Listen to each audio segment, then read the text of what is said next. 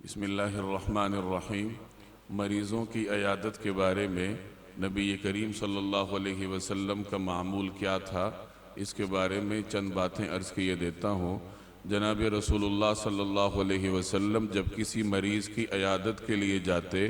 تو اس کے قریب ہوتے، اس کے سر کے قریب تشریف فرما ہوتے، اس کا حال چال دریافت فرماتے اور مریض کے چہرے، پیشانی اور اس کے جسم پر اپنا مبارک ہاتھ پھیرتے، اس کے لیے شفا کی دعا فرماتے اور اس کو تسلی دیتے اور فرماتے کہ کوئی بات نہیں، انشاءاللہ تم جلد ٹھیک ہو جاؤ گے۔ اور آپ صلی اللہ علیہ وسلم کا یہ معمول صرف اپنے قریبیوں ساتھیوں تک ہی محدود نہیں تھا، بلکہ نبی کریم صلی اللہ علیہ وسلم عام طور پر ہر بیمار کی عیادت فرماتے۔ اگر کوئی دیہاتی بیمار ہو جاتا تو آپ صلی اللہ علیہ وسلم اس کی بیمار پرسی کے لیے تشریف لے جاتے۔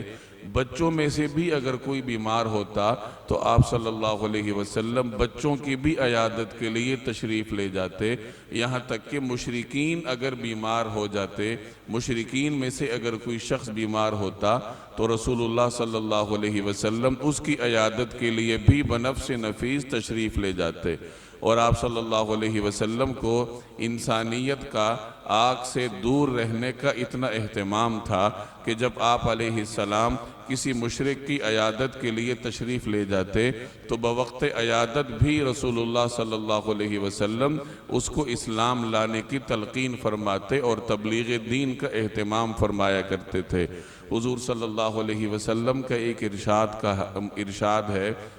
اس کا مفہوم یہ ہے کہ اگر کوئی مسلمان کسی کی عیادت کے لیے جائے اور 7 مرتبہ یہ دعا پڑھ لے،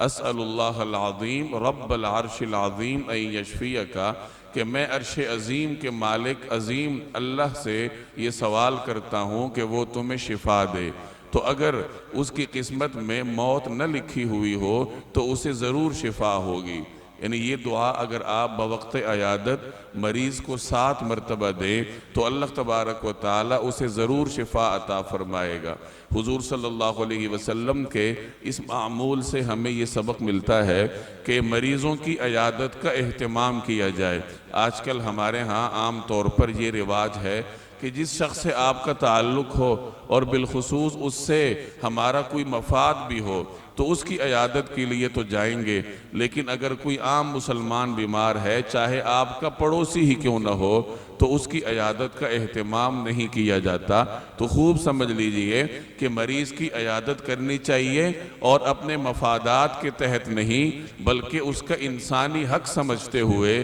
اور بطور مسلمان اس کا حق سمجھتے ہوئے اس کی عیادت کے لیے جائیں اور اس طریقے سے عیادت کریں جیسے میں نے رسول اللہ صلی اللہ علیہ وسلم کا معمول آپ کو بتایا۔ اللہ تبارک و تعالی عمل کرنے کی توفیق عطا فرمائے۔